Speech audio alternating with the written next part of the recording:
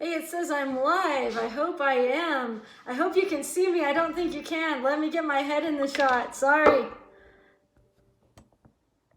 I wanted everyone to be able to see my fingering as I do this. And so the tune I've picked to start out with is called Hot Cross Buns. And it's a super simple tune to play on any stringed instrument. If you have a request, I can do it on like cello, guitar, mandolin. I even have a bass. So whatever you like, but we're gonna start today with the violin or fiddle. Okay, so the first thing you want to do, let's assume that you at least know how to hold the bow and how to hold the instrument. And if not, I have videos on that. You can find it all over YouTube, how to do those things. But I do want to help you make sure that you've got a few checkpoints checked off. But let me play the tune for you first. It sounds like this.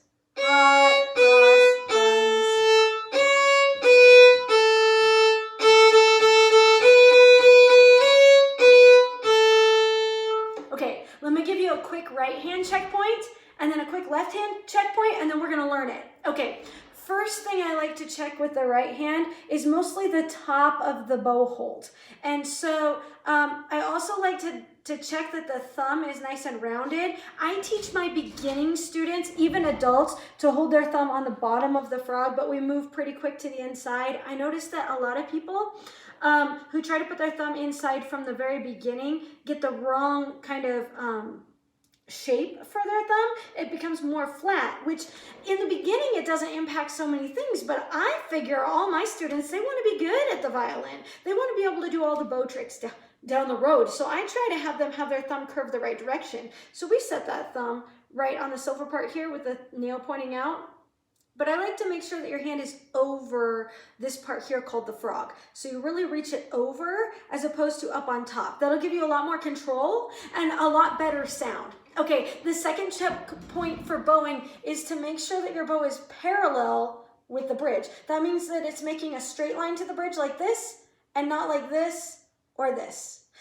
Most tendency is for people to have their arm too far forward and need to bring it back, especially if their violin is a little bit maybe not the right size for them, right? Some people are back here, but if your bow is crooked, it's not going to sound so great. So give it a try. One thing that I find works really good for that is to mark a little dot above the F-hole circle here on the G string, right above that circle. With you can use a Sharpie pen. Just give it 3 or 4 seconds to dry, maybe test it with a Kleenex, but just barely dot the string, not the violin. Dot it here, and at the same spot on the E string, it'll make it easier for you to line up your bow without needing like a bow tracker or anything. Okay, now that we have that going, we're gonna talk about where to bow. I like to bow this song in the sweet spot. I call the sweet spot the spot that's right above the F-hole circle. So the big part on the end of the F-hole, there's a big circle there, right halfway between the fingerboard and the bridge, right in there. You want to try to keep the bow right there. So before we start, we're going to just practice opening and closing that elbow, and we'll learn the rhythm to Hot Cross Buns. So let's set your bow on the A string, and we're just going to go Hot Cross Buns. Did you notice that buns was twice as long as hot cross? Hot cross buns. So you want to practice that first. Hot cross buns, right? If you're hitting more strings than just the A, you want to think about what string you might be hitting. So if I'm hitting the E string in addition to the A, or mostly on the E, I need to lift my elbow up to get to the A. But if I'm hitting more on the D string, I need to lower my elbow so that I can get off of the D and onto the A. If I'm on the E2, I raise my elbow to just get on the A. So the tune is going to go hot cross buns. Do it again. Hot cross buns. That's quarter, quarter, half note. Quarter, quarter, half note. Now we're going to get into some eighth notes. Those are going to be twice as fast. None a penny, 1 a penny, hot cross buns. So for those, I like to use just right the middle section of the bow here. Just the middle section, super small. 1 a penny, 1 a penny. Be very careful that you're making that motion from your elbow. Whoa! From your elbow and not from your shoulder here. Make sure you're making it from your elbow and holding the shoulder still. So a shoulder bowing would look, that's going to make it squeaky and kind of not sound great, right? So we want to do it with the elbow. Okay? notice that I changed the words around a little bit too? I called it none a penny, one a penny. There was a reason for that because I wanted to make sure that you could remember the fingerings. There aren't a lot of fingerings to this song, and so if you practice none a penny, one a penny, it's going to remind you of what fingerings to put down when you get there. Okay, so now let's talk about the left hand. Checkpoint number 1 is your thumb. You want to place your thumb straight up and down. You don't want it to be leaned like this. You always want that palm away from your violin. I find that if you hold your violin here on the shoulder to put it up, your hand's in the right position as you come back. However, if you hold it on the neck, we have a rule in my studio that you don't hold the violin by its neck to put it into place because it puts you in the wrong position completely. You'll even notice, you'll even see people that are playing in this position and you'll be able to say, oh wait, they aren't holding it correctly to put their violin up onto their shoulder. And then we keep the thumb straight down, nice and relaxed. And here's another checkpoint. You want to make sure that your first finger, this pointer finger here, is nice and high on the violin, that it's not underneath the violin. Okay, now we're ready to go. We're going to go from A to B. To go to B, I place down my first finger. It's not quite an inch from the nut to the first finger. You have to use your ear. You can have someone that already plays put a tape down. Hey, I've got some new kind of fingering thing. I don't even know what it's called, but I'm going to try it on my violin, and if it works well, I'll do a video on that as well. So A to B. If your note sounds higher than mine, you probably need to scoot back. And if your note sounds a little bit lower, you can scoot it up. Make sure that thumb and first finger are right across from each other.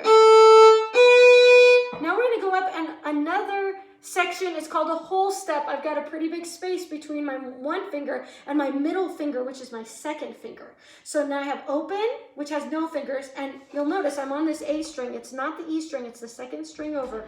I'm on the A string, and I've got one finger down, two fingers down, just like this. So I find that it's easier to put both fingers down and make sure that they're straight up to the string, not kind of pointing sideways like this. Keep them straight above the string.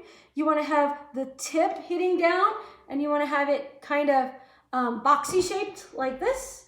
And what we're going to do is once we have those two fingers centered on the A string, straight up and down like this, I'm going to put my bow on the A string, and I'm going to pull one note, and I'm going to stop. The note I'm going to pull is called a C sharp. It's when I have two fingers, each a whole step apart from each other on the A string. So now I'm going to lift just the second finger, and I'm going to keep the first finger what I call posted. I'm going to keep it squeezed into the string, and I'm going to play that note. So I go down bow, and then up bow, then I lift up to open. So let's place those fingers again. 2, 1, open.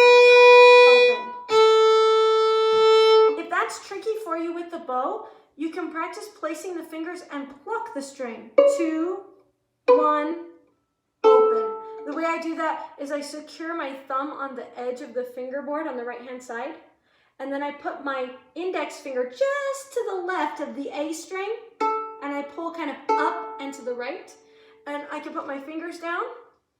2, 1, open. Because if you're getting kind of this sound,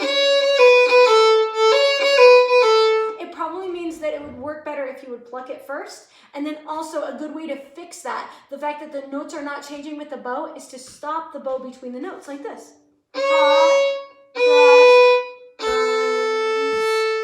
So, stop, cross, stop, that'll gather your bow and your fingering together. So, stop, cross, stop, buns.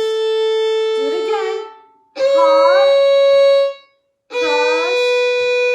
buns.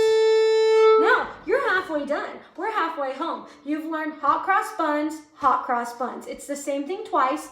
Don't be afraid. The bow does go down, bow, down, up, down the first time, and then it goes up, down, up the second time. Just keep it moving, down and up and down and up. Okay, now the next thing we're gonna do is the none a penny, one a penny. I like to think of it like the rhythm pepperoni. So what we're gonna do is we're gonna place that bow on the A string and we're gonna play pepperoni.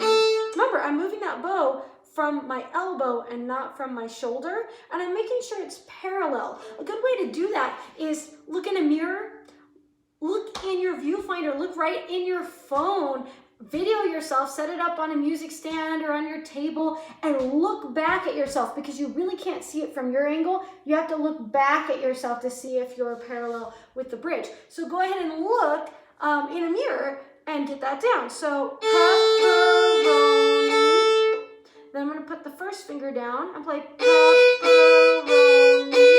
Now to end, we just play hot cross buns. One more time. So you're going to be fine when we get there. Let's practice the pepperonis. The none a penny. And we say none because there are no fingers down on the instrument. And then one a penny because I add one finger, which is my index finger. So none a penny.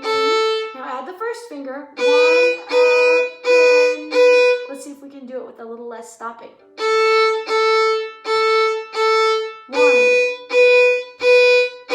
Back to your second finger, and remember, right after this, you're gonna post that first finger. You're gonna play 2, you're gonna lift it up to 1, and then you're gonna lift it up to 0.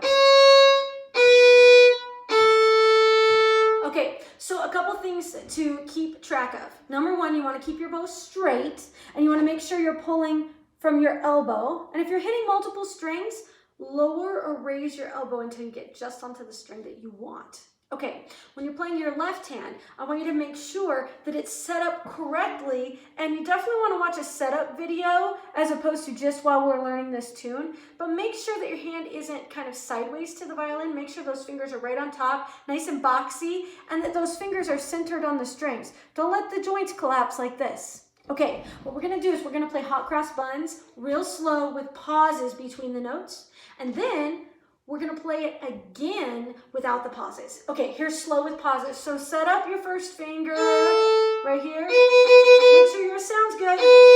Set up your second finger. You can do it like do, re, mi. Okay, we're gonna try this with pauses, starting with the second finger. 2, pause, 1, pause, open twice as long.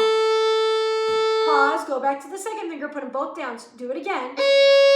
Pause, 1. Pause, open, twice as long. Now here are our pepperonis on the A string. Add the first finger, do another set of pepperoni. Add the second finger, and this is the tricky part. Make sure you lift it up as soon as you're done. So post the first finger. Okay, now we're gonna do it in rhythm without the pauses, without me reminding you. Okay, here we go. Set everything up. Sometimes I hit them down pretty hard so I can hear the notes, or you can go like this. Okay, we're gonna get ready. Make sure your bow's straight. Here we go.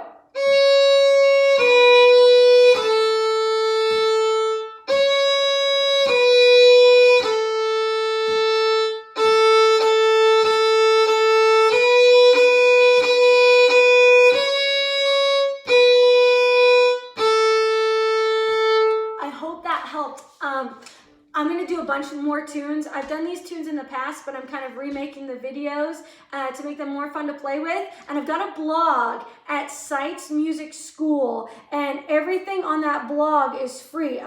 So far we've done the tune Shady Grove, the tune The Fox. I'm putting up the sheet music. If people would like sheet music for this one, they can let me know. I can sure put that up with the fingerings and everything. But anyway, I'm just putting these up for free, a bunch of tunes just for fun, because I've got a whole bunch of students and they like playing tunes and they get tunes with me, but a lot of students are at home right now. And so if you're at home and you're just wanting to play an extra tune here and there, this is the perfect way to do it. I'm excited. My goal is to put up tunes, a whole bunch of violin, fiddle, cello. I've got a cello degree, so I've got a lot of cello pieces, more simple tunes and fun kind of like sing-along tunes, because what I've noticed with my students is they go and they learn a tune, especially if they're in school orchestra. That's so much fun. They can play those tunes with their orchestra, but a lot of the kids don't even have an orchestra to play with. Or adult students, they don't have a school orchestra to play with.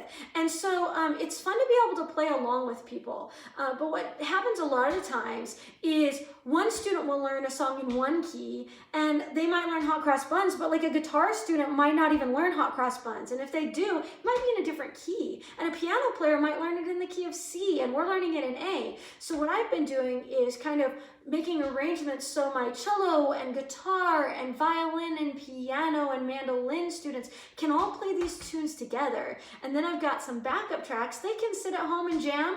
And then once they can play with the backup tracks, they can get together with any variety of instruments and play a tune. Or a lot of the students don't even have anyone to get together with. I have quite a few kind of more remote students. And since they don't have people to get together with, I give them a backup track and they can jam out. And then we've got a little private group of my students and they can share their performances back and forth. And then when they meet together at a competition or something like that, they have friends and people to play with. So anyway, that's what I'm doing. I'm at Sites Music School and I'm right here on the YouTube. And so we're doing a bunch of videos. I hope you like it. Hey, if you have ideas for a tune you'd like to hear or have broken down, if I know it, I'll do it. I'm off for a week or two, and so I'm taking requests from my students, but anyone else that's enjoying these, let me know. Okay, have a great day. See ya. Let's see if I can get it.